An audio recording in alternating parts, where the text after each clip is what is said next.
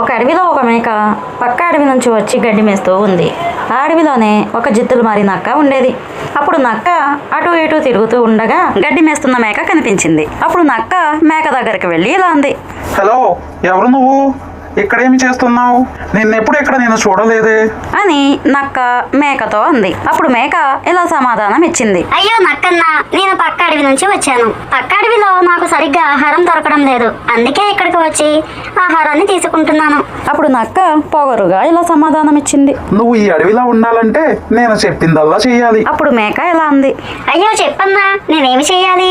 నా కాళ్ళు బాగా నొప్పుగా ఉన్నాయి, ముందుగా నా కాళ్ళు నొక్కు. నక్క అలా అనడంతో మేకకి బాగా కోపం వచ్చింది.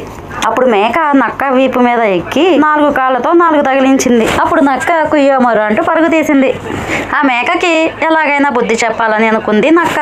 మేక గడ్డి మేస్తూ ఉండగా ఒక పులి గాండ్రించుకుంటూ అటువైపుగా వచ్చింది. పులి అరుపు విన్న మేక ఎలాగైనా తప్పించుకోవాలన్న ఆలోచనతో పులి గుహలో దూరింది.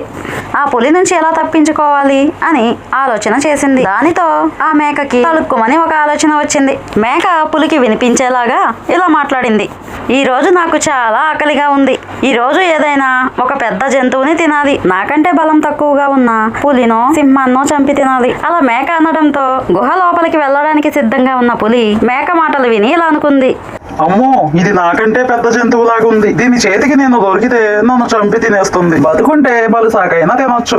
అలా అనుకుని పులి అక్కడి నుంచి పారిపోయింది. అలా వెళ్తూ ఉన్న పులికి ఆ నక్క ఎదురొచ్చింది. అప్పుడు నక్క పులిని ఇలా అని అడిగింది, ఏమైంది పులన్నా, అలా పారిపోతున్నావు? నా గుహలో నాకంటే పెద్ద జంతువే ఉంది, అది నన్ను ఎక్కడ తింటుందోనని పారిపోతున్నాను. అలా నక్కకి పులి సమాధానం ఇచ్చింది, అయ్యో పులన్న, నువ్వు చాలా అమాయకుడిగా ఉన్నావు.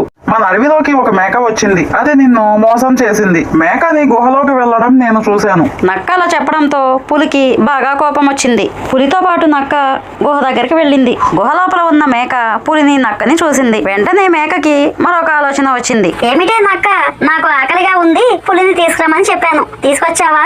మేక అలా అనడంతో నక్క మీద పులికి బాగా కోపం వచ్చింది. నన్నే మోసం చేస్తావా అంటూ నక్కను ఈడ్చికొట్టింది. ఇక అక్కడి నుంచి పులి బతుకు జీవుడా అనుకుంటూ పారిపోయింది.